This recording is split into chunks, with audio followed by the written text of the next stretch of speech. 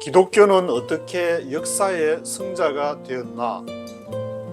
이 제목이 인터넷을 검색하면서 재밌는 책이 보여가지고 제가 전자책으로 한번 구입을 해가지고 읽어보면서 한번 소개를 드리면 좋겠다는 생각이 들어서 기독교는 어떻게 역사의 승자가 되었는지를 한번 추적해 가 보도록 하겠습니다. 바트 어만이라는 저자가 기록을 했는데 이분은 역사학자로서 중립적인 위치에서 기독교의 그러한 것을 한번 추적을 해보겠다. 앞에서 이제 밝히고 있는데 BART EHRMAN 바트 어만을 치시면은 영어로 된 전자책이 한 2018년도에 썼다고 나와 있고 한국어 번역은 갈라파고스 출판사에서 번역을 했습니다. 그리고 유튜브에 들어가셔서 바트 어만을 치시면은 거기서도 이제 조회수가 어떤 거는 200만이 넘는 그런 조회수 있는 것도 있고 이렇게 기독교에 대해서 많은 부분들을 깊이 있는 연구들을 해서 많이 이렇게 모임에서 강의하는 그러한 내용이 올라와 있습니다.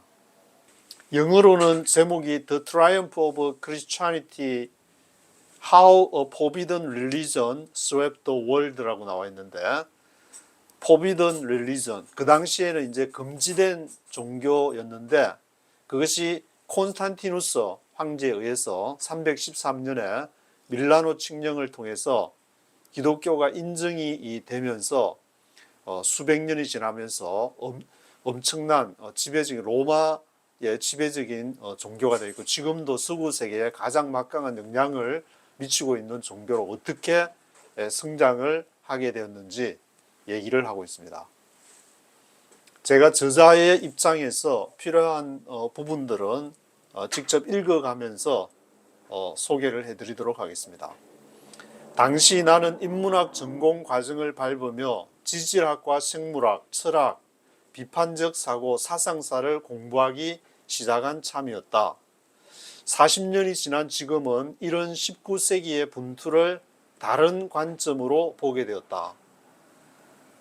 대신 종교학을 전공한 역사가로서 그 문제를 들여다본다. 이 바트 어만은 이제 종교학을 전공한 역사가라는 입장에서 기독교의 성장을 지금 추적을 하고 있습니다. 아직도 세상에는 20억 기독교인이 남아있다.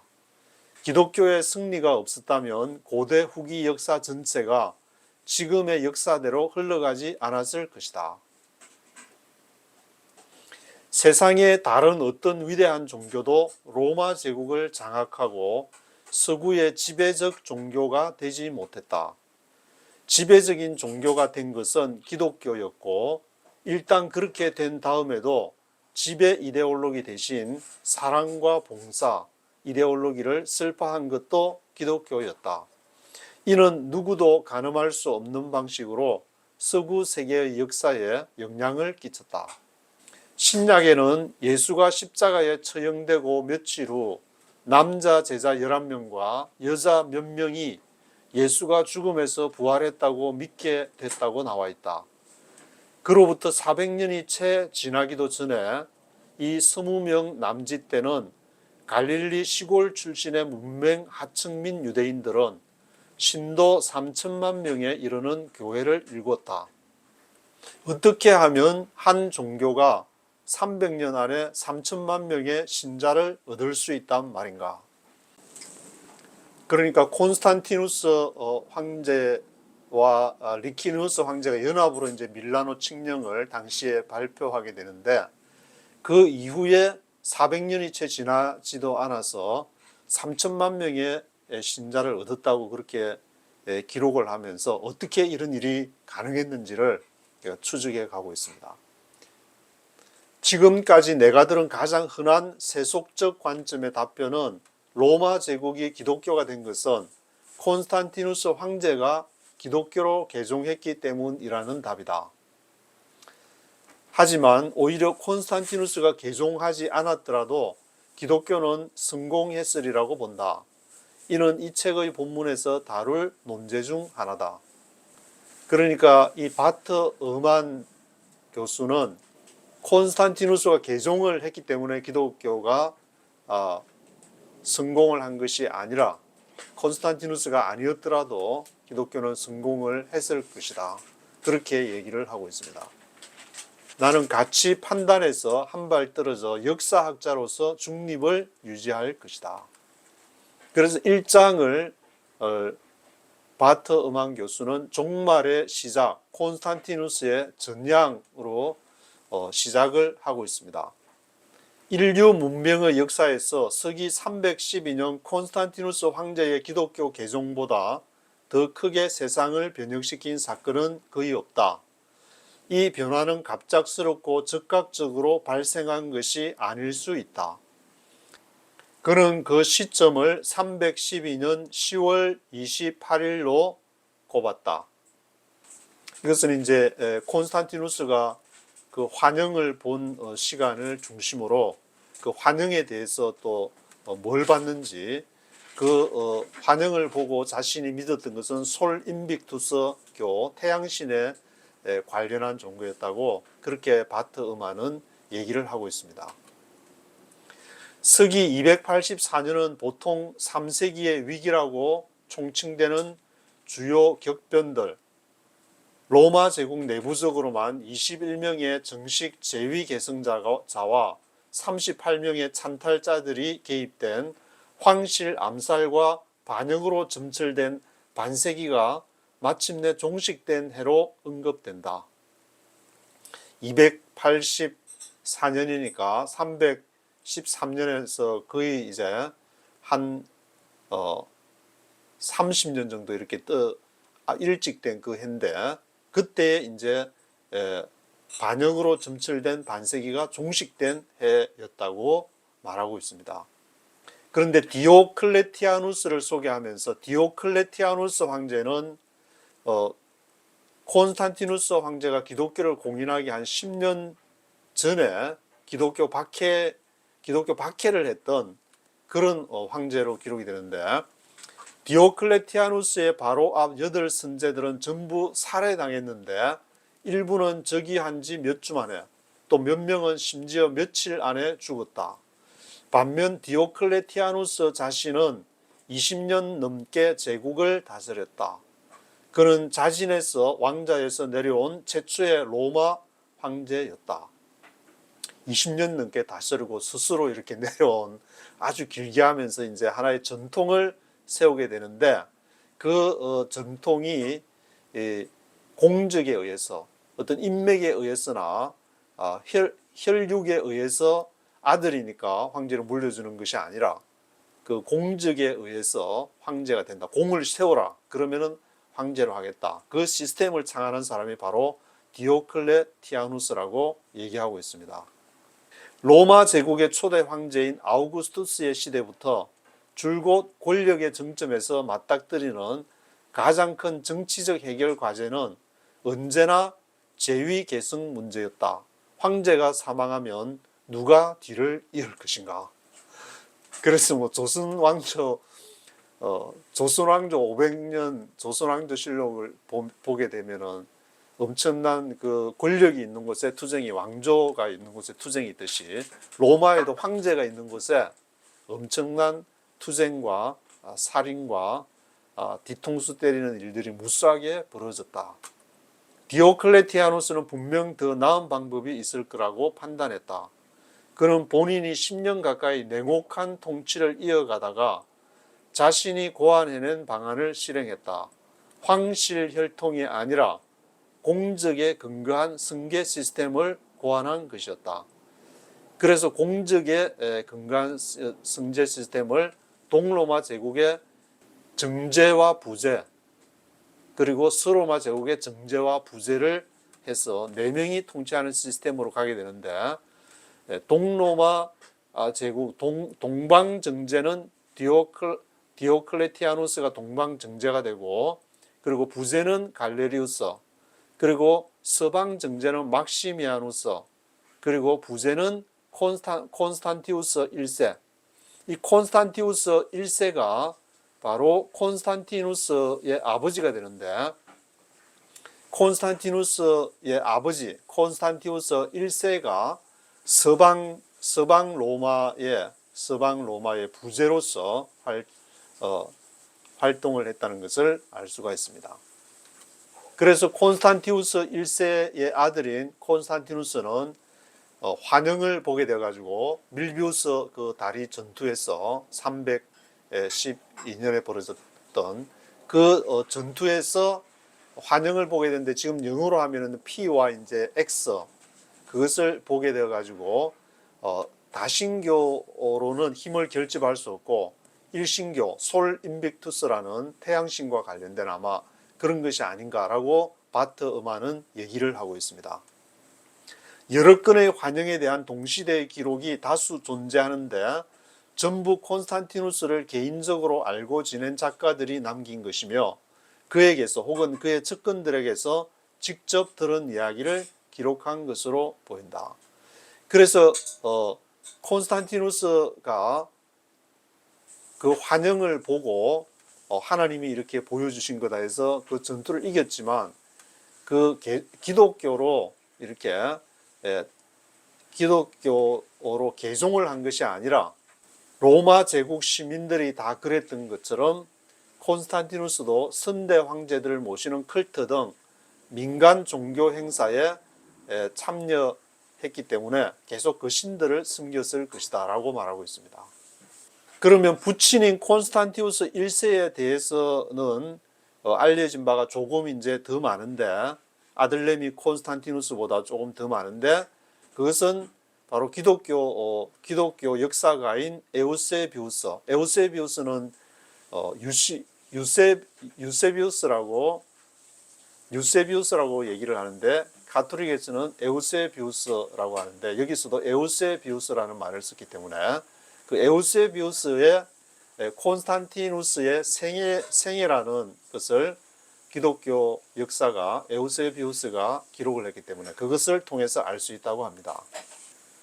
일부 역사가들은 콘스탄티우스 1세의 딸들 중에서 한 명 이름이 아나스타시아라는 이름이 부활이라는 뜻인데, 그 부활이라는 이름을 콘스탄티누스의 아버지 콘스탄티우스 1세가 그렇게 지은 것을 보아가지고 아마 콘스탄티우스 1세는 좀 기독교 쪽이 아닌가, 그런 추정을 하기도 한다고 합니다. 그래서 콘스탄티누스에게 만약 환영이 진짜 일어났다면은 그것은 솔 인빅투스교의 신도가 되었을 확률이 높다. 그래서 태길신주의자가 되었을 것이라고 얘기하면서, 그렇다고 이교도이기를 포기할 필요는 없었을 것이다. 왜냐하면 로마가 다신교를 인정하는 그러한 상황이었기 때문에 그렇게 얘기하고 있습니다.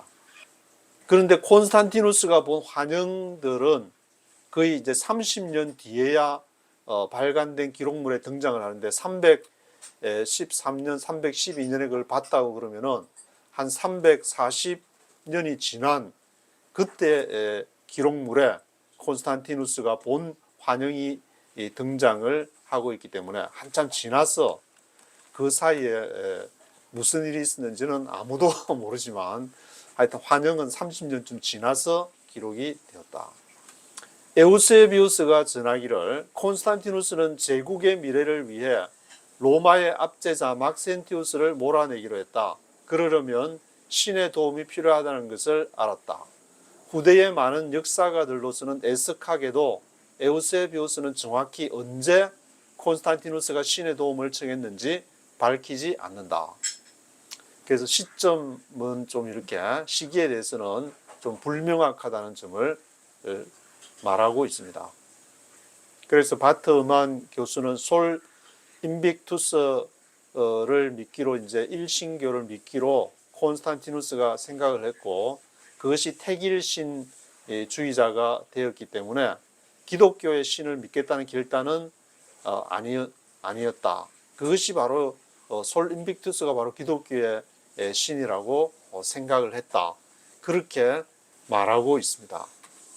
그래서 콘스탄티누스가 정말 개종을 했느냐, 그에 대해서 이제 이 개종의 진정성에 대한 논쟁이 있었는데, 이 논쟁이 1853년 스위스의 학자 야코프 브루크 하르트가 그에 있어서 콘스탄티누스 대제의 시대라는 그 책에서 밝히면서 콘스탄티누스가 궁극적으로는 종교적 열광이 아닌 권력을 향한 탐욕에 동한 것이라고 말하면서 이 콘스탄티누스가 진정으로 개종을 했느냐, 그런 진정성에 대한 그 논쟁이 촉발되었다고 합니다. 1853년 스위스의 학자 야코프 브루크 하르트. 왜냐하면은 그 콘스탄티누스가 이 전쟁에 이기고 나서 갈레리우스의 아들이자 자신의 10살 난 조카의 처형을 명했고, 또 제위 성계 서열 1위였던 장남 크리스푸스도 처형을 했고, 아내 파우스타도 처형을 했기 때문에 어떻게 진정으로 기독교 개종한 사람이 이럴 수 있냐.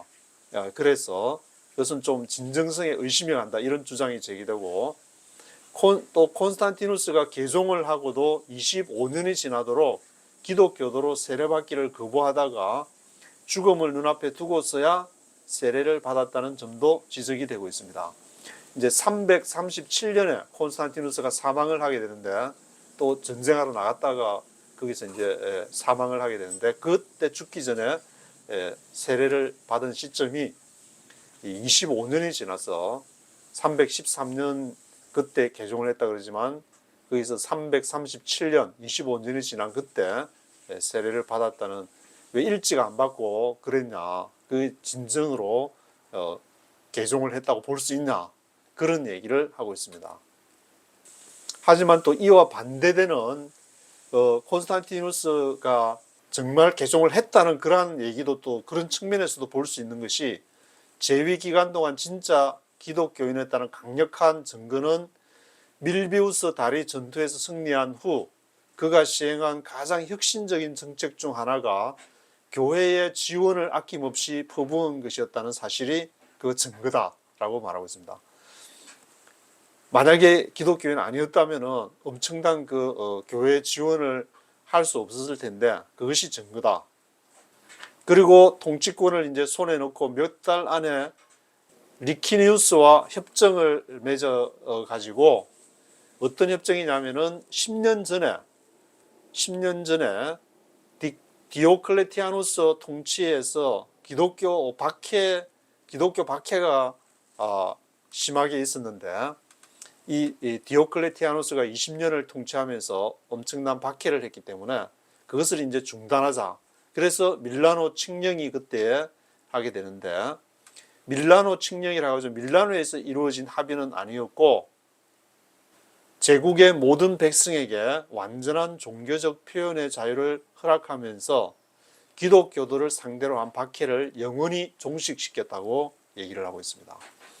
이때 기독교도가 이제 만 박해를 받고 유대교는 박해를 안 받았느냐 하면, 유대교는 옛날부터 원래 유대인들은 저래 하면서 그렇게 인정을 해줬기 때문에 유대교는 박해를 받지 않았고, 기독교만 디오클레티아누스 유달실이, 물론 이제 64년에 네로 황제에 의해서 로마 대화재 때에 그때도 기독교인이 타켓이 돼가지고 박해를 받은 기록이 몇 차례 앞에도 이제 있지만, 이 디오클레티아누스가 마지막 20년 통치 기간 동안에 마지막에 많은 박해를 하면서 그것을 콘스탄티누스 황제와 리키누스가 밀라노 칙령을 발표하면서 종식을 시켰다, 그렇게 말하고 있습니다. 또 더 놀라운 것은 그로부터 13년이 지난 후, 밀라노 칙령 이후에 13년이 지난 후 아리우스파 논쟁이 있었는데, 여기에도 본격적으로 콘스탄티누스가 뛰어들어가지고 이 문제를 해결하기 위해서 325년에 그 유명한 이렇게 니케아 공의회를 소집하는데, 이 니케아 공의회라는 것은 기독교 역사상 처음으로 정부, 국가, 어떤 로마 제국에서 인정하는 그런 공식적인 종교회의라고 할 수 있기 때문에 아주 중요한 회의가 325년 니케아 공의가 있는데, 이것은 제가 바이블 1312를 하면서도 강조를 한 내용이라서 이렇게 니콘 에칼, 니콘 에칼 이것을 외우면 좋다고, 니코의 칼에서 이제 교리가 형성되는 게 니케아 공의에서부터 시작이 되기 때문에 325년에 콘스탄티누스 황제가 소집을 한 것이 바로 니케아 공의예요. 그래서 니케아 공의 이후에도 계속 논쟁이 한 126년 동안 논쟁이 지속이 되게 되는데, 이 중요하기 때문에 참고로 이제 캐토릭과 개신교가 공의 똑같이 인정하는 기독교의 공의회가 카운슬이라고 그러는데, 이 카운슬이 니케아 공의회 325년 이후에 콘스탄티노플 공의회가 381년, 그리고 에베소 공의회가 431년, 그리고 칼케톤 공의회가 마지막 이제 이 삼일체 논쟁에 어느 정도 정리가 되는, 물론 캐토릭은 그 뒤에도 계속 이제 공의회가 있게 되지만 이 칼케톤 공의회가 451년에 있게 됩니다.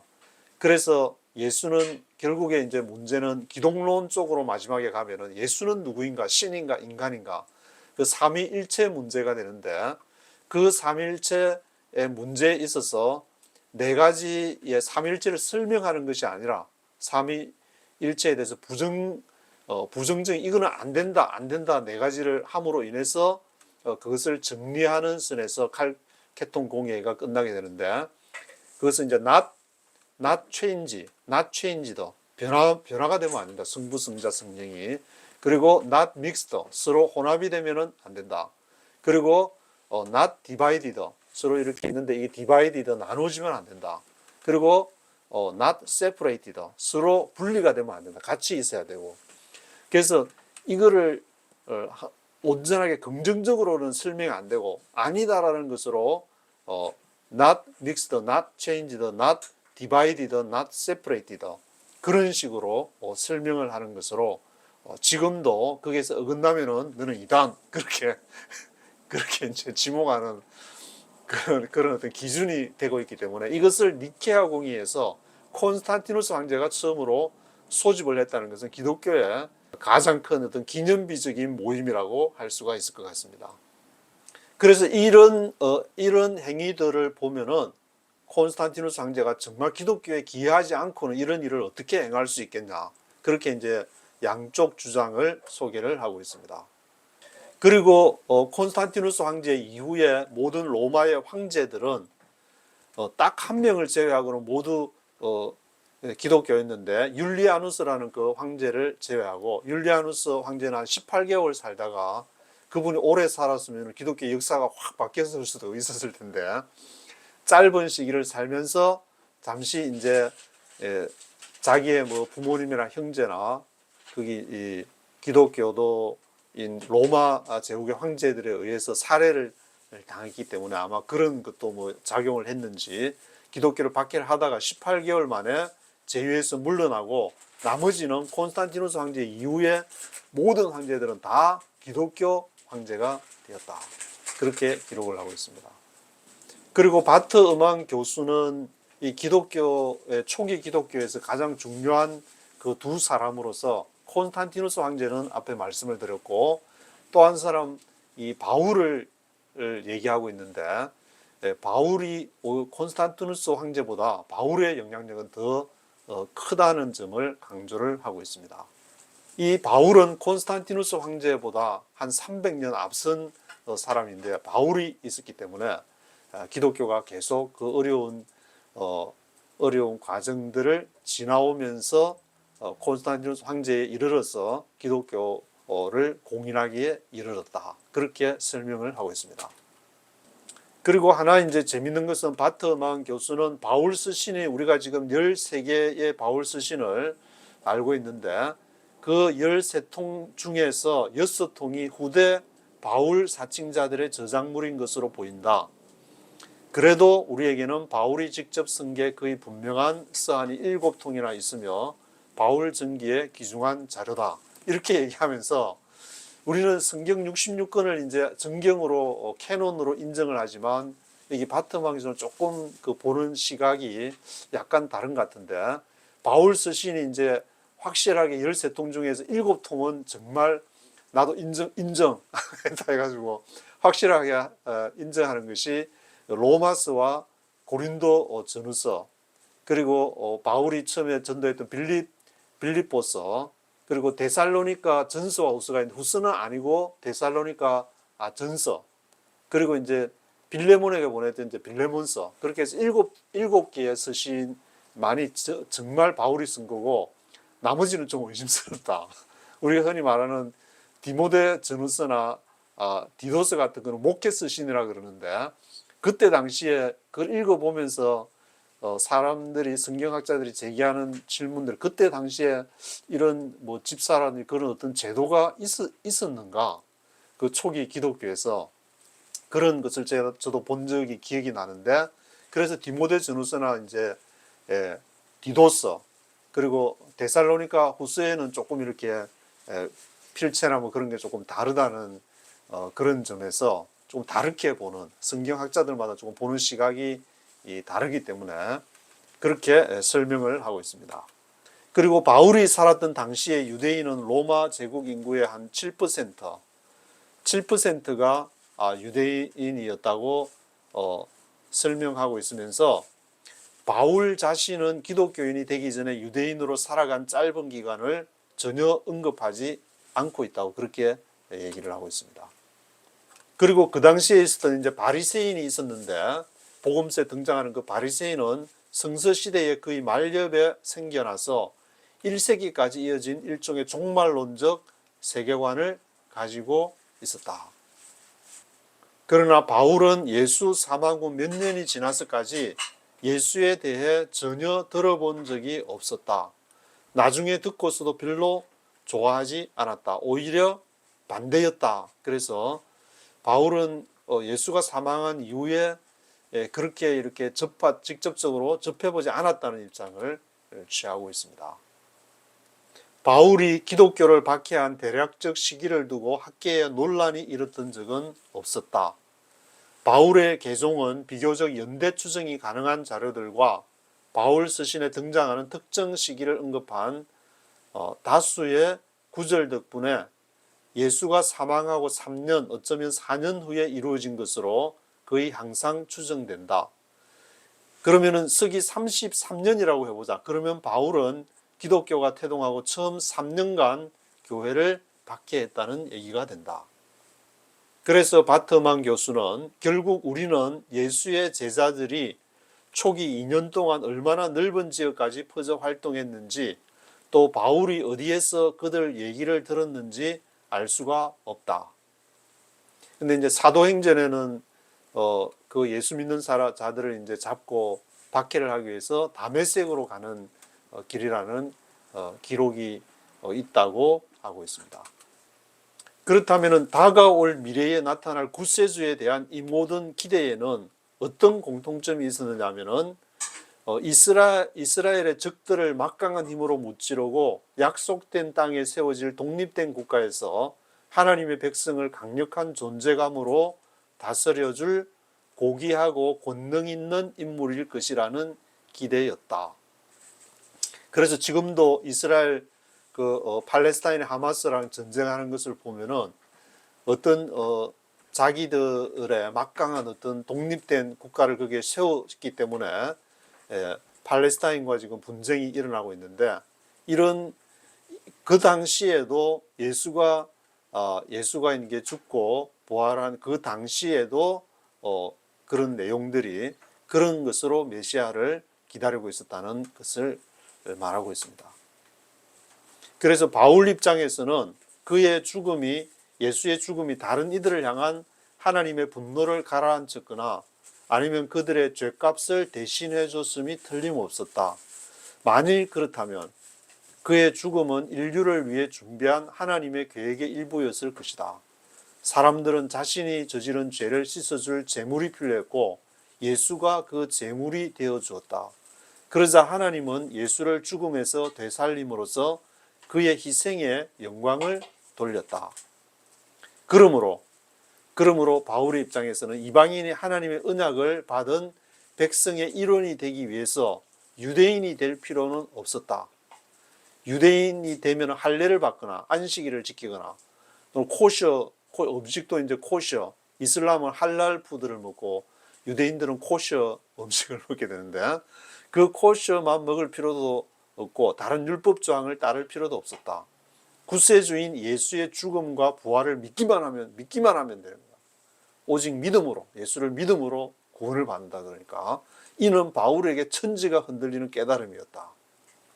그런 이제 바울이 이것을 깨달아서 그것을 이제 전하러 바울이 다닌 것이다.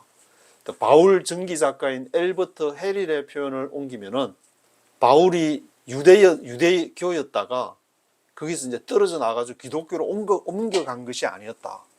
즉 바울은 자신이 종교를 바꾼다고 생각하지 않았고 유대교의 그리스도가 바로 유대교의 실현이 된 구약 성경의 그 메시아의 실현이 되니까 하나님이 계획했고 성스러운 유대교 경전에서 드러났던 모든 예언의 실현임을 바울이 깨달았을 뿐이었다. 그래서 바울은 하나님이 유대민족을 버렸거나 유대교를 떠난 것이 아니었다. 그래서 바울 서신이나 복음서를 보더라도 유대교 처음에는 이제 유대교 회당이나 유대인들을 전도하려고 바울이 시도를 하다가 안 되니까 나는 이방인으로 간다. 그래서 베드로가 유대인 쪽을 맡게 되고 바울은 이방인으로 1차, 2차, 3차 그런 전도 여행도 이제 기록되어 있는 것인데 바울에게서는 유대교를 떠난 것이 아니라 그것을 완성하는 복음서에도 율법의 완성이라는 그 표현을 사용하고 있는데 그것을 바트만 교수도 얘기를 하고 있습니다. 우리가 아는 한 바울의 선교 활동이 전적으로 도시에서 이루어졌음을 거듭 강조할 필요가 있다. 바울은 이제 도시, 예수님은 갈릴리가 사실 갈릴리 나사렛이 촌동네라고 할 수 있는데 그 시골에서 복음을 갈릴리 지역 주변의 어부들을 돌면서 전도를 했는데 바울의 활동을 보면은 대도시, 그것도 고린도, 빌립보, 데살로니가, 골로새, 라오디게아, 그리고 에베소서, 그리고 갈라디아 지역 거기에 기독교 공동체가 등장하게 되고 물론 바울 당시에 바울 외에 다른 여러 전도자가 있어가지고 이미 이제 전한 지역도 로마 같은 경우에 이미 기독교인이 있었다고 그랬는데 바울이 맡은 사명의 궁극적 목표는 본인 말로는 이방인의 충만한 수가 기독교 신앙 안에 들어오는 것이었다. 그래서 로마서 11장 25절에 있는 그런 얘기를 하고 있습니다. 근데 바트만 교수는 이제 당시에 바울의 복음을 듣고 내가 만약에 그 기독교를 받아들이겠다, 예수님을 믿겠다, 그렇게 하는 것은 유대교로 개종할 때보다 복잡하지 않을 수 있는 문제이지만 또 복잡한 문제일 수 있다. 이중성을 얘기를 하고 있는데 왜냐하면은 복잡한 거는 유대교 하나님이 이 섬김을 받아야 되고 마땅히 유일신이라고 믿어야 되는데 그거를 단계를 넘어가지고 예수 그리스도가 인류를 구원하기 위해 부활한 신의 아들이라는 것도 믿어야 되기 때문에 이것이 복잡한 것이고 그렇지만 예수를 받아들인다는 것은 유대교의 것을 다 지켜야 되는 뭐 할례를 받거나 코셔를 먹거나 그런 안식일에 관한 문제나 그런 것을 또 이렇게 안 해도 되는 거기 때문에 그런 면에서는 또 덜 복잡한 문제가 될 수 있는 양면성이 있다고 얘기를 하고 있습니다. 바울은 그저 기독교사 초기 몇 년 혹은 기원 후 첫 번째 세기 혹은 초대교회 역사 정도가 아니라 아예 인류 역사를 통틀어 가장 중요한 기독교 개종자라는 주장이 이제 유효하다고 말하고 있는데 심지어 바울이 없었으면 우리가 아는 기독교 역사는 일어나지 않았을 거라고도 말할 수 있다. 그래서 바트만 교수는 콘스탄티누스보다 바울이 없었으면 아예 기독교는 이 기독교 역사는 일어나지 않았을지도 모른다. 그렇게 아주 바울의 중요성을 강조를 하고 있습니다. 그러면서 우리가 아는 초대 기독교인 잔존하는 가장 초기의 기록인 신약에 등장하는 인물들을 포함해 거의 전부가 이교도 무리에서 개종한 이들이다. 그러면 이교도들이 무엇으로부터 개종을 했는지 더 명확히 파악할 필요가 있다. 그러려면 로마의 이교주의의 세계, 거의 대부분의 기독교도가 본래 속해 있었고 나중에 대적하게 된 그 세계를 좀 더 깊게 들여다봐야 한다. 바울이 전도를 했는데 이교도 대부분이 이교도였다. 그러면 그 이교도들이 무엇을 믿고 있다가 바울이 예수를 믿으라 그러니까 그 예수로 예수교가 되고 기독교가 되었는지를, 그리스도교가 되었는지를, 그것을 깊게 들여다봐야 된다. 그렇게 얘기를 하고 있습니다. 그러면서 그때의 종교와 지금의 종교, 이렇게 제목을 정하면서 고대 로마의 이교 종교들을 개념화하기 위해 먼저 짚고 갈 가장 중요한 포인트, 그것은 지금 생각하는 종교하고 엄청나게 달랐다는 것인데, 유대교와 기독교, 이슬람교라는 서구의 전통적인 3대 유일신교가 이제 유대교, 기독교, 이슬람교 이렇게 우리가 얘기를 하지만 그 맥락하고는 전혀 달랐다고 얘기를 하고 있습니다.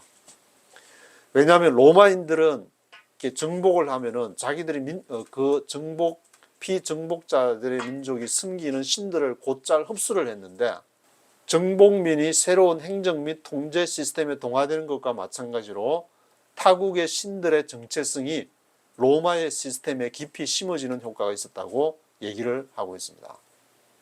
그러면 그 당시에 사람들이 뭐 태양신을 섬기건 많은 신들이 있었는데, 그러면서도 신의 자비를 구한 가장 그 절박하게 추구한 것은 무엇이었는가? 잔존하는 명문이나 기록물이나 여러 가지 유물로 다 그것을 이제 판단을 조사를 해보면은 그것은 이제 육신의 건강이었다. 왜냐하면 그 당시에는 지금처럼 비타민이라든지 좋은 이렇게 중국 사람들은 동충하초 아주 좋아한다고 들었는데, 그런 동충하초나 그런 것들 이제 제왕충초라든지 그런 이제 건강식품들이 없어가지고 팬데믹, 이번 2020년에도 전 세계적으로 팬데믹이 왔지만, 팬데믹이 한번 싹 오면 전염병으로 수없는 사람들이 그냥 팍팍팍 쓰러져가 다 죽어버리니까 거기에서 간절하게 신을 찾아야 되고, 신이 이 전염병에서 우리 자녀를 살게 해달라든지 그런 육신의 건강이 가장 그 신에게 빌릴 수 있는 최대의 그러한 것이었다는 것이 기록물이나 유물로서 이렇게 판단이 되고 있다고 합니다. 그래서 고대 알렉산드리아, 즉 이집트에 이제 알렉산드리아가 있는데, 거기 파피루스 문서, 나일강에 갈대가 많기 때문에 파피루스에다가 이렇게 기록을 해놓은 것을 조사를 해보면은 그 당시에 선술집이 845채, 목욕탕 1561채, 집이 한 24,396채, 신전이 2,478채. 신전이 이렇게 중요한데, 신전이 집 10채당 신전 하나꼴로 있었다는, 집 10채의 신전이 하나가 있었다는 그런 기록을 볼 수 있습니다. 어디에나, 그러니까 종교라는 것은 어디에나 다 있었다. 알렉산드리아나 어디를 가더라도 우리가 늘 명심해야 할 것은 고대 전체에 걸쳐 나아가 18세기 계몽주의 시대까지, 그리고 오늘날 우리가 사는 대부분의 지역에서도 종교적 영역, 사회 정치적 영역이 명확하게 나뉘지 않았다는 점이다. 이게 보통 이제 교회와 국가와 교회, 처치와 스테이트와 처치라고 얘기를 하는데, 지금 미국과 한국에서는 정치와 종교가 분리되어 있다. 그것을 미국의 인스티튜션 로에서도 정하고 있기 때문에 당연히 그런 거 아니냐라고 생각하셨지만, 과거에는 절대 그렇지 않았고 두 개가 같이 겹쳐져 있었다. 완전히 분리되거나 두 개가 하나가 되는, 로마 제국 때는 하나가 되는, 교회와 국가가 하나가 되는 때가 이제 392년에 테오도시우스 황제 때에 가면은 두 개가 하나가 되는데, 그렇지만 이것이 완전히 분리되는 적은 없었다고 이렇게 기록을 통해서도 볼 수가 있습니다. 어느 정도 겹쳐 있느냐, 이것이 많이 국가와 교회 영역이 많이 겹쳐 있느냐, 떨어져 있느냐. 그래서 사장에서는 이제 기독교가 승리한 이후에 대해서 기록을 하면서 독일의 역사가 아돌프 폰 하르나기 얘기를 하는데, 보통 보수 쪽에서는 이 하르나크를 이제 조금 진보적으로 그렇게 바라보게 있는데, 이분이 가장 이제 기독교 4세기 초 들어서 로마 제국 인구의 7 내지 10%를 차지했을 거라는 그러한 얘기를 하면서 초기 기독교의 권위자라고 할 수 있는 아돌프 폰 하르낙의 그러한 발표를 인용을 하고 있습니다. 이 말은 아돌프 폰 하르낙의 발표에 따르면 이 말은 곧 서기 300년경에 콘스탄티누스 황제가 그러니까 있었을 그 당시에 전 세계에 400만 내지 600만 명의 기독교인이 있었다는 그런 얘기를 하고 있습니다. 그래서 기독교의 성공에 대한 설명에서는 예전 학계에서는 기독교가 성공한 이유에 대해서 사실상 통일된 의견을 보였다 하면서 이교주의가 제 무게를 못 이겨 무너지면서 생겨난 영적 진공 상태를 기독교가 채웠다는 의견이다. 여러 신들이 많이 있었는데 그것이 사람들이 진정 원하는 것을 채워주지는 못했다. 근데 기독교가 딱 나와서 딱 간단하게 예수만 믿어. 딱 그러면은 축복, 복이야. 그 육신적인 건강, 그런 것을 제공을 해서 막 기도하고 이렇게 실제로 또 그렇게 하니까 많은 또 효과를 보게 되고 해서 그래서 영적 진공 상태를 기독교가 채웠기 때문에 성공을 했다. 이런 그에 대해서 거의 이제 통일된 학계에서는 통일된 의견을 보였다고 이야기를 하고 있는데 그 중에서도 에드워드 깁번이라고 18세기 로마 제국 쇠망사를 쓴 이 유명한 이렇게 로마 제국 쇠망사가 아주 유명한 책인데 영국의 에드워드 깁번 18세기의 작가는 기독교의 성공을 대해서 5가지를 얘기를 하고 있습니다. 그 첫 번째는 기독교도들의 완강하고도 불관용적인 열성이 있었다. 아주 열성, 완강한 그런 그리고 영생의 교리가 있었다. 죽음 이후에도 계속해서 이제 생을 누릴 수 있다는 그 가르침을 있었기 때문에 기독교가 성공을 했다. 그리고 초창기 기독교도들이 행한 기적이 있었기 때문에 기적을 통해서 하나님은 진정한 기독교인의 편이라고 그렇게 깁번이 얘기를 하고 있고 네 번째는 기독교도들의 엄격한 도덕성이 있었기 때문에 하나님 믿는다 하면서 개판치고 막 바람 피우고 그러면은 사람들이 막 요즘에도 막 그런 이제 목사들이 있으면 막 손가락질 하듯이 개독교라는 얘기도 나오는데 그런데 그 당시 기독교는 엄격한 도덕성 그것이 있었기 때문에 성공을 했다. 그리고 마지막으로 에드워드 깁번은 강력한 성직 체계가 있었다. 조직 이것은 바로 가톨릭을 말하는데 이 조직은 기독교의 신념을 전파하는데 성직 계급 체계를 확립을 했기 때문에 이 다른 종교보다는 굉장히 성직 체계가 있었기 때문에 기독교가 성공을 한 것이 아닌가. 18세기에 에드워드 깁번이 이렇게 보고 있는데 저는 이제 지금 21세기에 들어와서도 이 조직은 개신교에서도 가톨릭에서 떨어져 나온 개신교에서도 그 조직을 강조하는 것이 아닌가. 저는 그것을 뒷받침하는 주장으로 에베소서 4장 11절에 보면은 그 교회를 이렇게 세우는 중요한 그러한 역할을 하는 사람들로서 사도나 선지자, 복음 전하는 자, 또 목사와 교사라고 되어 있는데 성경에는 목사라는 말이 없지만 목자라는 그 헬라어로 포이멘이라는 말인데 그것을 목사로 살짝 이렇게 고쳐가지고 이것은 제가 생각해 보니까 조직이 있어야만이 가톨릭에서 1517년에 루트나 칼빈이 가톨릭에서 떨어져 나오면서 이 조직이 없이는 안 되겠다.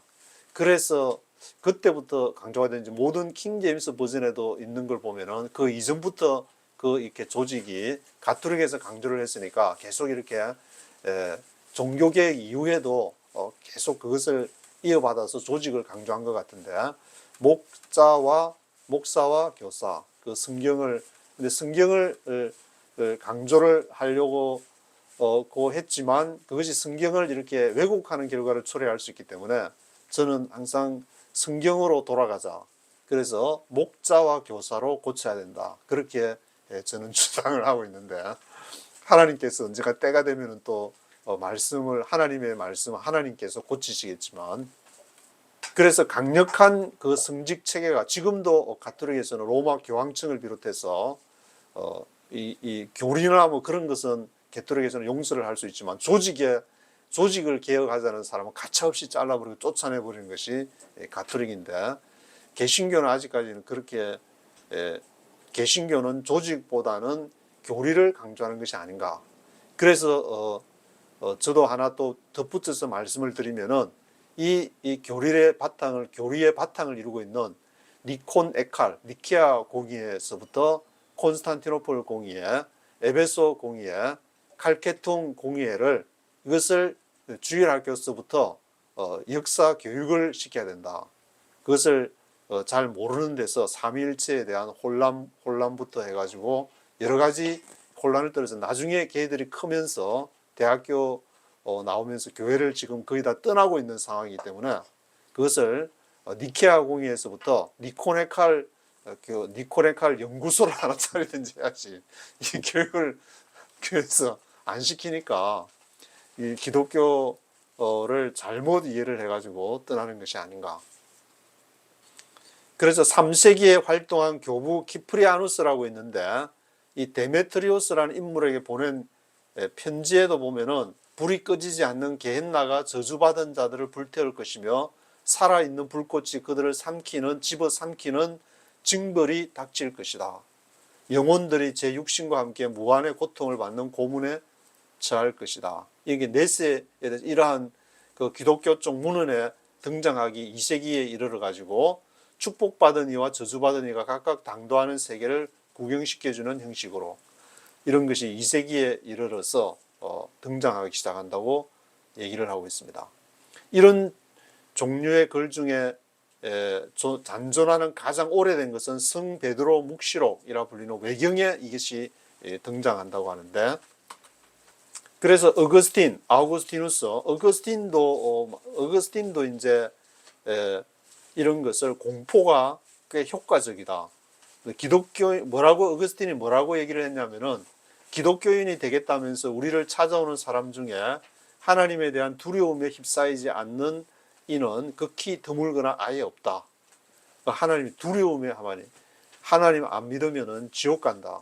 불구덩이에 들어가가지고 확 하고 그런 거 생각하면 누구나 다 죽고 나서는 아무도 안 가봤기 때문에 그런 얘기하면은 무서워가지고, 저도 주일학교 다니거나 이렇게 쭉 어릴 때부터 교회 다니면서 두려움에 사무쳐서 지냈던 그런 기억이 아주 새삼스럽게 뭐 지금은 워싱턴에 오고 나서부터는 30살에 워싱턴에 오고 나서부터는 그런 것이 싹 없어졌지만, 이 두려움 공포를 통해서 이렇게 전도를 하게 되는 그런 아우구스티누스가 이것을 또 선언을 했다고 얘기를 하고 있습니다. 기독교 초창기 300년 동안 등장한 저술가들 중 가장 다작하고 가장 널리 여행한 한 사람인 알렉산드리아의 오리게네스는 거세를 한 사람으로 이렇게 알려져 있는데, 이렇게 뭐라고 했냐면 손으로 꼽을 수 있을 만큼의 극소수만이 기독교를 수호하다 죽었다. 그러니까 순교자도 오리게네스가 얘기하는 것은 극소수가 기독교를 수호하다가 죽었기 때문에 거의 순교자들이 우리가 생각하는 것만치 엄청난 이렇게 로마 콜로세움 광장에서 이렇게 막 죽고 순교자 얘기하면서 기독교가 원래 박해를 이렇게 당하면서 하나님 하면서 막 그렇게 했다지만 그건 극소수다. 아주 손에 극소수만이 기독교를 수호하다 죽었다. 그렇게 얘기를 하고 있습니다. 대부분은 이제 무시무시하게 지옥 가기 싫어가지고 두려워가지고 와서 이제 하나님 믿겠다고 하는 어거스틴이 선언한 것처럼, 그래서 기독교의 성장과 생각에 볼 수 있는 것이고, 또 기독교가 성장을 하기 위해서 그러면은 많이 뭐 전도를 해야 되느냐? 각각의 기독교도가 한 번에 가족의 일원 한 명, 친구 한 명, 이웃 한 명만 전도하면 충분했다.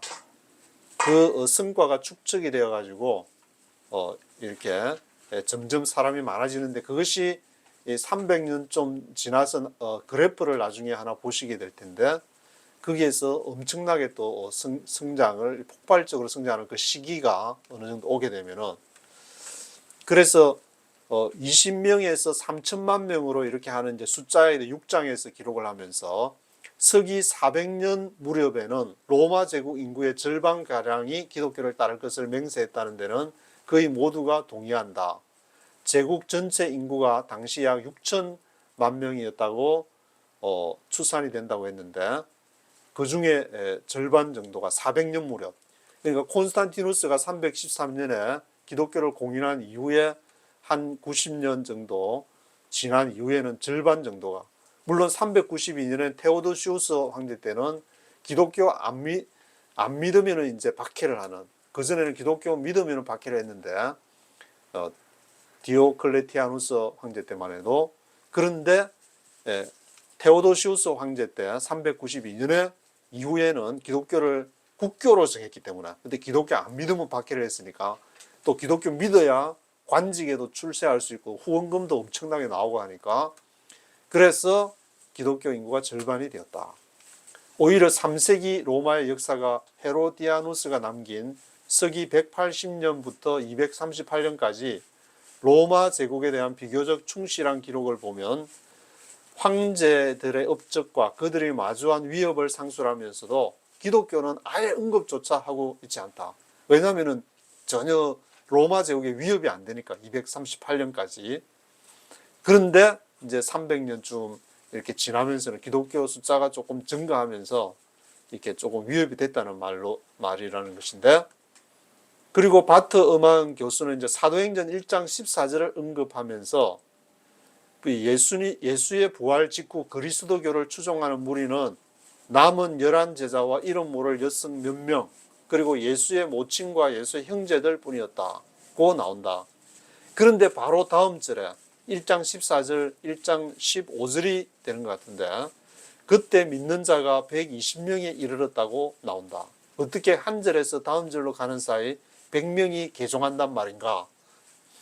그래서 이분은 성경 한 절 한 절에 얼마나 이 성경을 읽어보면 구약도 마찬가지지만 한 절 한 절 사이 엄청난 시간이 흐를 수도 있기 때문에 굉장히 많은 인터벌이 있을 수 있다는 것을 좀 생각을 해줘야 되지 않나, 그런 생각이 들고, 3세기 중엽 수도 로마의 교회 분포 상황에 대한 객관적 기록이다.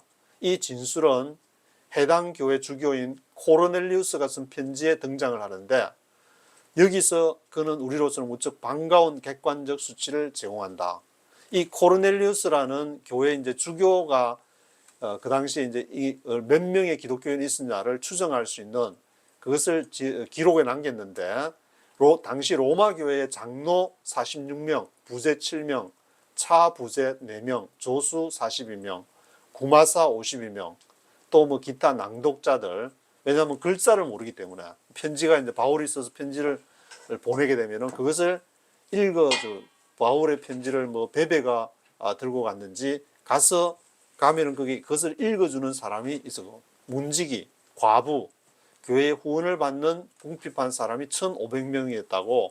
이것은 이제 에우세비우스 교회사에 기록이 되어 있기 때문에 이것을 의미 있는 데이터가 되는 것이기 때문에 아돌프 폰 하르낙이 이러한 에우세비우스 교회사 이 자료를 보면서 언급하는 것이, 통계 수치에 관해서는 이 구절은 교회 역사 첫 300년에 대해 가장 중요한 정보다. 우리가 확보하는 것 중에서 이 코르넬리우스의 편지, 에우세비우스가 교회사에서 기록한 이것은 가장 중요한 정보다. 주민이 100만 명 정도 되는 도시에 교회가 155명의 성직자를 거느리고 있고 1,500명의 지금 신도에게 자선 물품을 제공을 했다. 그리고 장로 46명이 각각 예배를 위해 모이는 더 작은 공동체를 관리했을 테고, 그러니 당시 이 도시에는 그 숫자만큼의 실제 교회가 있었을 것이다. 이 데이터를 토대로 하르나크는 로마 교회의 규모가 대략 한 이제 신도 3만 명 정도가 아니었을까. 그렇게 아돌프 폰 하르나크는 로마 교회 신도 수가 당시 한 3만 명 정도 있었을 것이다. 이 자료를 근거로. 그리고 4세기 콘스탄티노플의 주교였던 요하네스 크리소스토무스, 크리소스톰이라고 우리는 알고 있는데, 이분은 가톨릭에서 쓰는 그러한 번역을 사용하고 있는 것 같은데, 크리소스토무스의 진술 덕분에 그가 주교로서 이끈 10만 명 규모의 교회가 빈자 3천 명에게 물질적 지원을 제공했음이 우리에게 알려졌다. 그래서 4세기 가면은 이제 로마 교회 신도가 아마 5만 명 정도의 규모였을 것이라고 추정하고 있습니다. 그래서 로마 교회 신도 수는 로마 인구의 한 5%, 전체 5% 정도 차지했을 것이다. 4세기는 바로 이제 콘스탄티누스 황제가 있는 그 당시를 말하는데, 그때는 로마 인구의 5% 정도가 기독교인이었을 것이다. 그래서 아돌프 폰 하르나크는 3세기 중엽 해당 지역의 주교가 통틀어 100명쯤 됐을 거라고 추정을 하고, 이탈리아에만 교회가 100개 정도 있었을 거라는 얘기다. 같은 분야를 연구한 현대 역사가 헤럴드 드레이커도 말하는 것이, 그 당시 이제 그리스 제국 총 인구가 대략 6천만 명이었다면은 기독교도는 아마도 400만에서 600만 명 사이였을 것이다. 그중 대다수가 동방 속주들에 거주했을 것이다. 지금 우리가 말하는 동방 쪽에, 동로마 쪽에 대부분 이제 그 기독교 인구가 있었을 것이라고 그렇게 얘기를 하고 있습니다. 맥멀런은 4세기에 전형적이었던 주민 2만 명 규모의 도시에 드물게 예외는 있지만 우리가 아는 한 350명에서 400명, 한 인구의 한 2% 정도까지 수용 가능한 교회가 평균적으로 하나씩밖에 없었다고 지적을 하고 있습니다. 맥멀런 4세기 콘스탄티누스 황제가 있었던 그 당시에 2만 명 규모 도시에 한 400명, 그 전체 인구 한 2% 정도까지 있었을 것이다. 그래서 맥멀런의 자료에 의하면 아돌프 폰 하르나크는 좀 많이 잡았고, 너무 이렇게 과대 추정을 한 것이 아닌가. 그래서 기독교 인구를 바라보는 것은 조금씩 이제 많을 수도 있고 적을 수도 있고 약간의 차이가 있을 수 있다는 것을 얘기하고, 왜냐하면 이제 그런 근거 중에 하나가 그 당시 대부분은 전부 다 이제 농사 져 먹고 사는 99%는 다들 이제 경제적인 주변부에 살고 있는 사람이었고, 1%만이 로마의 뭐 원로원들이라든지 그 밑에 기사계급, 그리고 이제 제국 전역 도시들의 토착 엘리트들, 시빈 대장이라고 불리는 사람들 1%, 그 사람들만 귀족 사회의 최상위층이었고, 나머지 99%는 전부 이렇게 농사 져먹고 산다든지 그런 빈곤층이라고 중산층이 없었기 때문에 99%가 다 이렇게 하층민이었기 때문에 그런 것도 감안을 해야 될 것이다. 그렇게 지적을 하고 있습니다. 그래서 이제 도시와 지역별로 따라가지고 바울은 대도시를 전도를 집중적으로 했는데, 그 도시와 지역별에 따라서 기독교가 다른 속도로 성장했을 것이다. 문헌 자료나 고고학 증거 모두 초기 300년 동안에 제국 서방보다 동방에서 개종자가 훨씬 많이 생겼음을 확인시켜준다. 동로마 쪽에서, 동방 쪽에서 많이 했는데, 이제 미국이나 한국에서 기독교를 받은 서방 서로마 제국의 교리를 받아가지고 지금 한국 기독교는 그것을 믿고 있게 되는데, 대부분이. 그런데 이제 재밌는 기독교 인구를 추정할 때에 이름을 가지고 이제 기독교 이름을 앞에서 아나스타시아라는 그 이름을 콘스탄티누스 아버지 콘스탄티누스 1세가 딸내미 이름이 아나스타시아라고 해가지고 콘스탄티누스 아버지가 기독교인 아니었나 그렇게 얘기한 적이 있는데, 이집트에서도 이 이름을 연구해 보니까 콜롬비아 대학의 이제 고대 역사 교수였던 로즈 베그날이 이집트 사람 이름을 이렇게 쫙 연구를 성명학이라고 하는데, 그거를 조사를 해보니까 기독교도들은 자녀에게 기독교식 이름을 붙여주기 시작했다는 것을 알게 되어가지고, 뭐 베드로 피트가 등장한다든지, 또 그를 조사해 보니까 3세기 중엽 이전 이집트에서는 로마와는 다르게 기독교의 흔적이 거의 보이지 않았다. 그것은 기독교가 이제 전파되지 않았다는 거하고 연결이 되기 때문에 이 기독교인이 많이 없었다. 거의 없었다. 3세기 중엽 이전, 한 250년 그 이전에서는 로마하고는 다르게 이집트에서는 거의 기독교인이 보이지 않는다. 3세기 말까지 기독교의 수는 이교도의 수에 압도적으로 밀렸다. 그래서 이 베그날이 이 콜롬비아 대학의 역사 교수인 로저 베그날이 최초로 분석에 근거해가지고 어떻게 기독교도가 서기 318년에서 330년 사이에 인구의 절반을 차지했고 또 4세기 중반에는 인구 75% 그리고 4세기 말에는 90%를 차지하게 됐다고 로저 베그날은 주장을 하고 있습니다. 이것은 바로 이제 콘스탄티누스가 계속 밀라노 칙령에서 기독교를 공인했던 313년 이후에는 그 이제 막 믿는 것을 가능하게 했으니까 사람들이 막 숨길 필요 없이 절반이 믿게 되었고 그리고 4세기 중반 한 350년쯤 가면 더 많이 믿게 되가 75% 그리고 이제 테오도시우스 황제가 기독교를 국교화하게 되는 392년 4세기 말에 가면은 90%. 왜냐하면 이제 기독교를 믿어야만이 거기서 후원도 받고 혜택을 받고 또 출세도 할 수 있고 하니까 그 상황이 점점 이제 그것이 확 늘어난 것이 이렇게 콘스탄티누스 황제가 기독교를 공인하면서부터 또 국교가 되는 392년 그러니까 313년에서 392년을 빼면 한 70년 정도 380년 정도가 되는데 그 80년 정도 사이에 엄청난 기독교 증가가 있었다고 얘기를 하고 있습니다.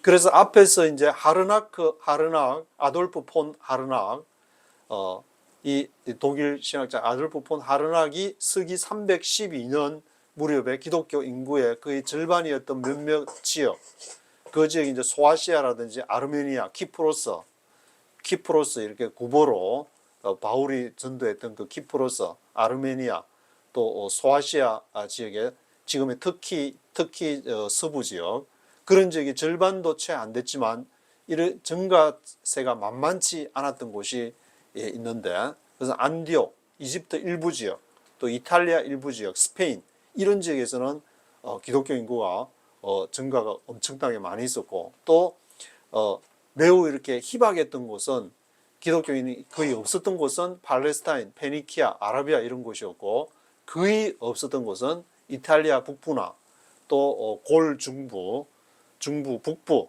또 독일 이런 쪽은 거의 없었다고 주장을 하고 있습니다.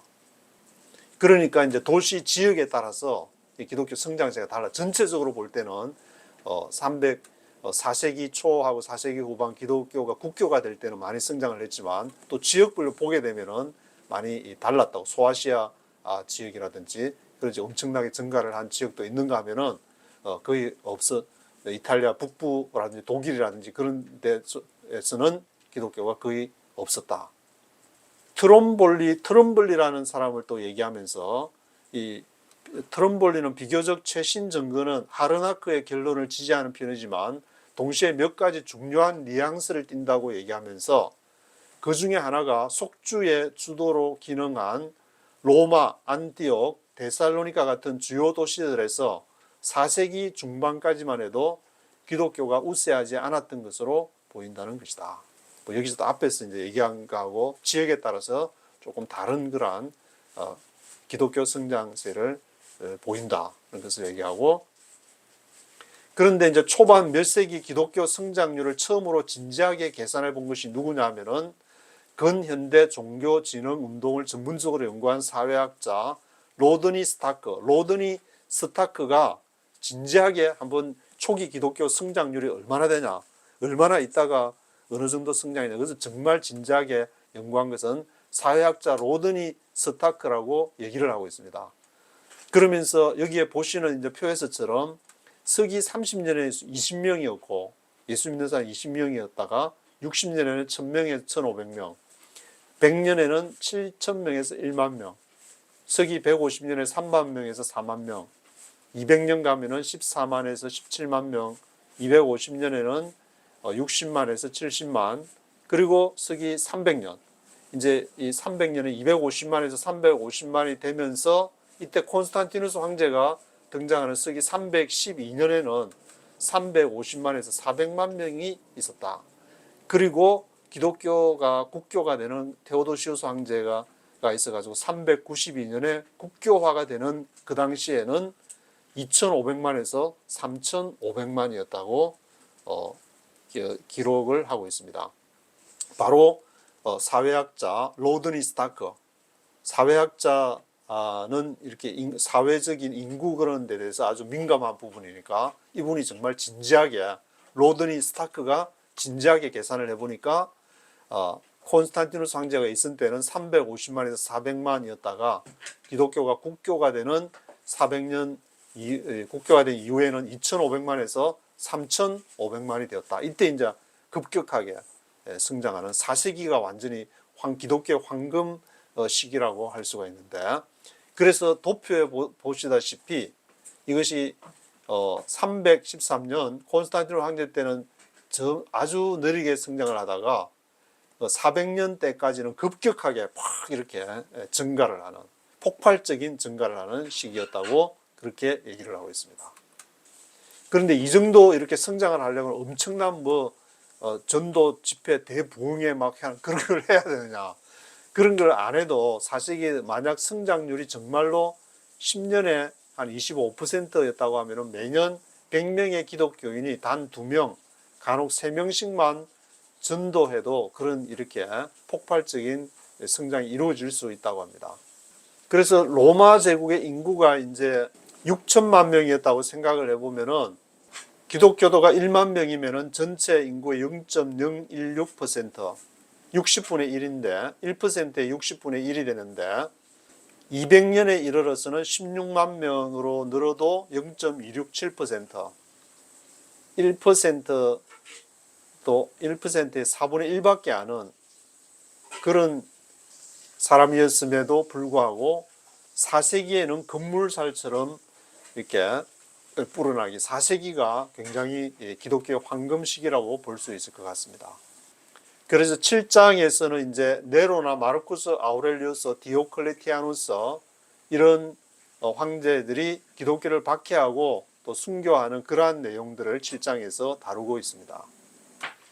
박해와 순교에 관해서는 많은 분들이 이제 잘 아시는 들어본 그 순교자들도 있고 하니까 한 가지 짚고 넘어갈 거는 이 콘스탄티누스 황제와 리키누스가 제국을 공동 통치하기로 우호 협약을 맺게 되는데, 그런데 이것이 장기적으로는 통하지 않았다는 것을 지적하면서 거기에서 박해가 있게 되는데, 왜냐하면은 에우세비우스의 기록에 따르면은 서기 324년에 동방에서 리키누스가 기독교 박해를 재개하겠다. 리키누스는 동방을 다스리고 콘스탄티누스 황제는 서방을 다스리기로 했는데, 이것이 이제 동방의 리키누스가 깨게 되면서 반목이 이제 리키누스와 반목이 이어지게 되면서 나온 결과물인데, 그 사이에 이제 황제가 하늘에 해가 두 개가 있으니까 서로 대립이 이렇게 되어다가 결정적으로 324년에 리키누스가 이제 기독교도 우리 박해하겠다. 그렇게 하니까 이거 안 되겠다. 콘스탄티누스가 우리의 형제 기독교도들을 구원하러 가야 된다. 리키누스를 쓰러뜨리고 우리가 기독교도들을 구원해야 된다. 이제 그런 차원에서 그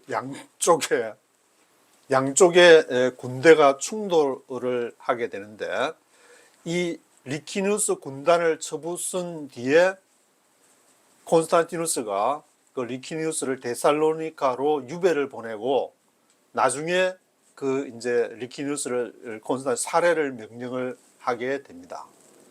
그래서 이때에도 이제 박해 때문에 콘스탄티누스가 기독교 신자들을 구출하기 구출하기 위해서 리키니우스를 물리치고 그를 살해하게 된다는 그러한 내용이 기록이 되어 있습니다. 그리고 이제 동방에 리키니우스가 없어졌으니까 콘스탄티누스 입장에서는 이제 수도를, 로마는 조금 입지적으로 뭐 언덕이 이렇게 좀 있고 그렇지만 조금 수비하기에도 방어하기에도 좀 좋지 않은 지역이기 때문에 수비도 좋고 동쪽과 서쪽을 동일하게 통치할 수 있는 콘스탄티노플, 지금의 이제 터키의 수도 이스탄불이 되는데, 그 당시에는 이제 콘스탄티누스 황제가 리키누스를 이긴 이후에 그 수도를 자기 이름을 따가지고 콘스탄티노플을 했는데, 거기로 이동한 이유는 바로 이제 보스포러스 해협이라는 그것이 아시아와 유럽 사이에 흐르는 그 해협이 바로 보스포러스 해협이라는 곳인데, 거기가 이제 비잔틴이라고도 하고 이스탄불이라고도 하기도 하고, 그 당시에는 콘스탄틴의 황제 이름을 따서 콘스탄티노플이라고 이름을 지어가지고 동쪽과 서쪽에 군대 이동을 하기도 쉽고 또 방어하기도 쉬우면서 외부에서 침공하기가 어려운, 그래서 오스만 제국이 이 콘스탄티노플, 지금의 이스탄불을 침공할 때 연거 1000년이 지난 1453년까지 천년왕국이 지속이 되게 되는데, 콘스탄티누스가 그 콘스탄티노플로 수도를 옮기게 되면서 비잔틴 제국이 있게 되는 그러한 내용이 기록이 되게 됩니다. 그렇다면 콘스탄티누스 황제가 기독교를 공인한 이후에 기독교 성직자들에게 혜택을 주게 되는데, 그 당시에 기독교 성직자는 지역의 이제 귀족층들이 기독교 성직자가 되기도 했는데, 이게 공직으로 복무하는 것을 면제해주는 법령을 선포하게 되고, 또 황실 재산에서 대규모 기금을 교회 지원금으로 주기도 하고, 그 중에 이제 콘스탄티누스가 로마의 라테란 대성당, 지금도 유명한 라테란 대성당을 포함해서 제국 전역에 걸쳐서 주요한 교회 건물의 건설을 직접 지시해 가지고 성당을 건설하는 그러한 혜택을 주게 됩니다. 기독교에는 이러한 혜택을 주게 되지만 이교도의 이제 성전은 파괴를 한다든지 그러한 반대되는 측면이 나타나게 되는데, 예루살렘의 이제 성묘 교회를 얘기하게 되면 지금 관광객들이 그 예루살렘 성전 서쪽에 있는 성묘 교회를 많이 가게 되는데, 콘스탄티누스 그 이전 때에는 거기를 무덤을 막 덮어버리고 아주 척박한 땅으로 만들어 놓았던 것을 콘스탄티누스는 그곳에 있던 그 이교의 성지를 철거하고 재단장하는 그러한 조치를 취하게 됩니다.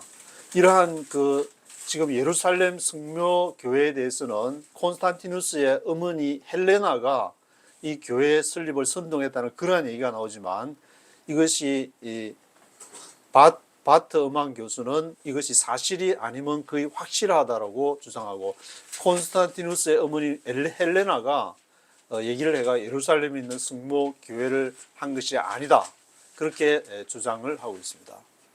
그래서 여기 제가 구글 지도를 하나 캡처를 했는데, 그 네모난 사각형 안에 예루살렘 성전이 있으면 그 좌측으로 지금 현재 처치 오브 더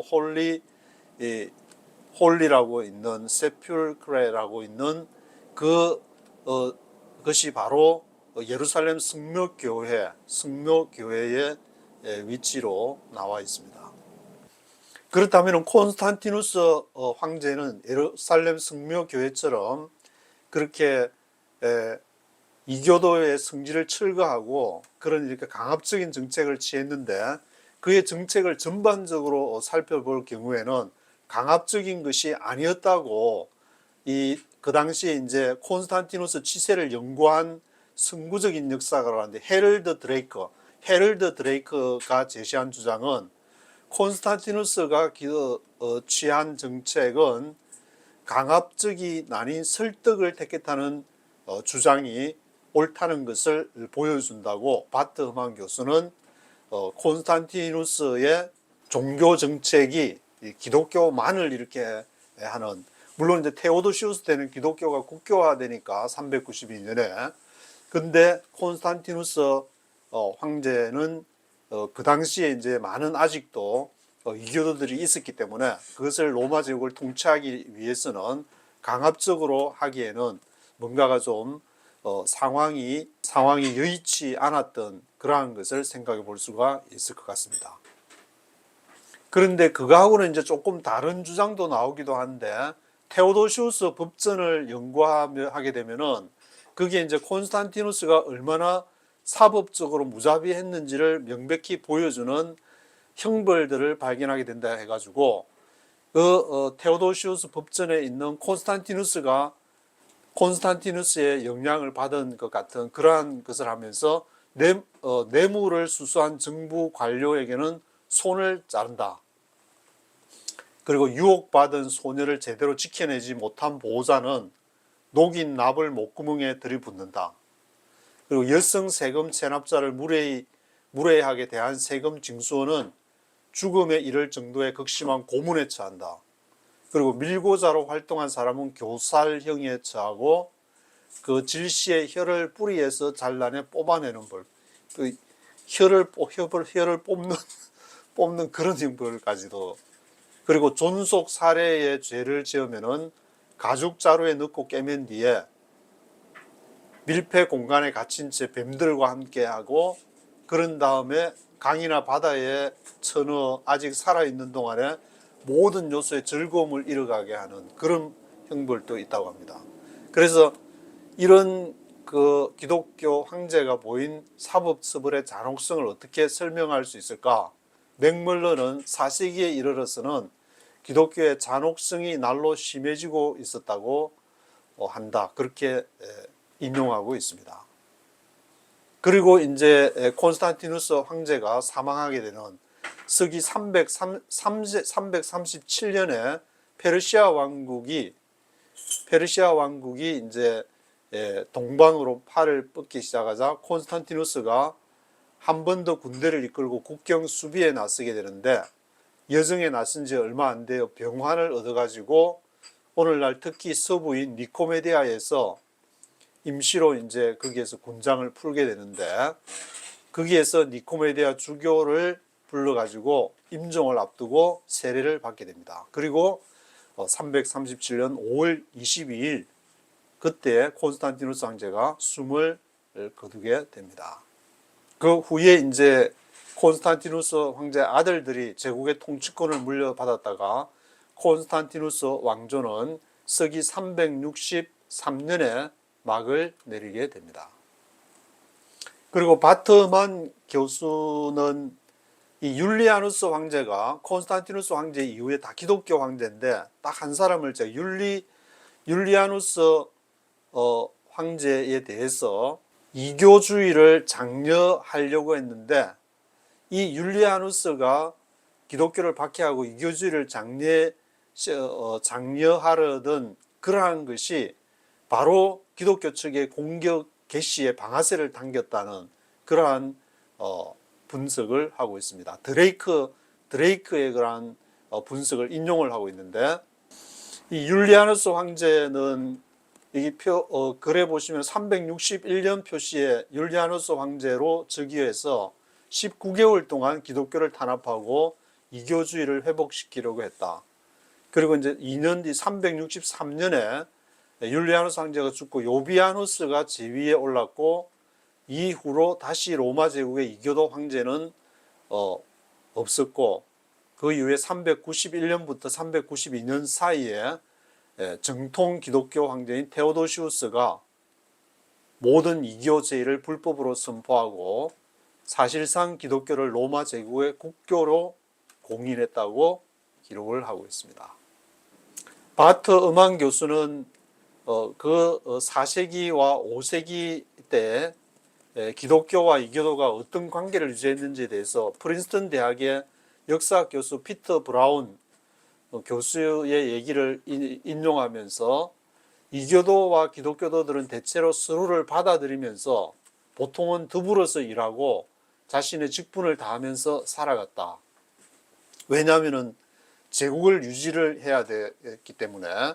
그러면 세입을 증대시키고 내부 분쟁이 없어야 되고 국경도 지켜야 되기 때문에 그 타협의 필요성을 인지하고 있는 정치가들이 있기 때문에 서로 기독교도와 이교도들이 서로 이제 분쟁을 하거나 싸우는 일은 그렇게 있지 않았다는 그러한 내용을 말하고 있습니다. 그래서 이제 바야흐로 기독교는 테오도시우스 1세 때 또 후대 황제들이 때로 열성적인 법 제정과 정부 공권력까지 동원해서 진흥한 기독교는 철저히 니케아 신조를 이어받은 정통 기독교였다. 그래서 이제 세상에는 단 한 가지 형태의 진리만 존재했고 그것이 무엇인지 제대로 아는 것에 영생을 누리느냐 마느냐가 달려 있었다. 라고 이제 책의 마지막 부분을 장식을 하고 있습니다. 그리고 기독교가 승리하면서 기독교인들의 인생 전체를 몇 마디 말로 압축해버리는 종교에 관한 전체주의와 담론이 등장을 하게 되었다고 말하면서 기독교는 로마 제국을 장악하는 데 그치지 않고 거기에 사는 사람들의 삶을 극단적으로 바꾸어 놓았다. 또 그리고 이제 긍정적인 부분으로 볼 수 있을 것 같은데 기독교가 가난한 자와 약한 자, 병든 자, 소외된 자들에게 사회의 일원으로서 그들이 받아 마땅한 보살핌을 제공할 공공정책과 제도를 마련하는 길을 활짝 터주었다. 지금도 캐톨릭에서는 이러한 부분들을 굉장히 강조를 하고 있기 때문에 그런 모습을 우리가 지금 볼 수 있는 것이고 이 변화의 가치를 우리가 어떻게 평가하든 즉 서구 세계의 기독교화가 인류가 소중히 여길 만한 승리였던 아니면 애석해야 할 패배였던 우리 세계가 경험한 가장 기념비적인 문화적 변모였음은 누구도 부정할 수 없다. 그렇게 해서 책을 마치고 있습니다. 기독교의 황금시기라고 할 수 있는 4세기 때 콘스탄티누스 황제 이후로부터 계속 기독교가 이제 성장해 오면서 중세 시대로 들어가서 신학적인 여러 모습을 보이면서 이제 지금에까지 오게 됐는데 한국의 기독교, 한국 교회도 1995년 이후로부터 이제 정체된 기독교가 쇠퇴하기 시작하는 그런 모습을 보여주고 2017년에는 국민소득 3만 달러 시대를 맞이하면서 이제는 어떤 그 물질적인 축복, 교회에서 물질적인 축복이나 그런 어려움들에 대해서 이제 호소하기보다는 기독교의 형태가 이렇게 달라지는 것이 아닌가. 그리고 젊은이들이 많이 교회를 떠나고 있기 때문에 앞으로 어떻게 이 복음을 전파해야 될 것인지, 교리 중심으로 나가야 될 것인지, 아니면 또 어떤 뭔가에 대안은 있는 것인지를 생각해 봐야 되지 않을까. 저는 미국에서 한 30년 있으면서 1.5세 2세들의 그 교회에 대한 태도와 그러한 신앙들을 보게 되면서 가장 심각한 아킬레스 건이 아닌가. 미국 교회에 있어서는 그러한 문제들을 지금 기도해야 될 시점이 아닌가. 그런 생각을 해보게 됩니다. 여기까지 하도록 하겠습니다.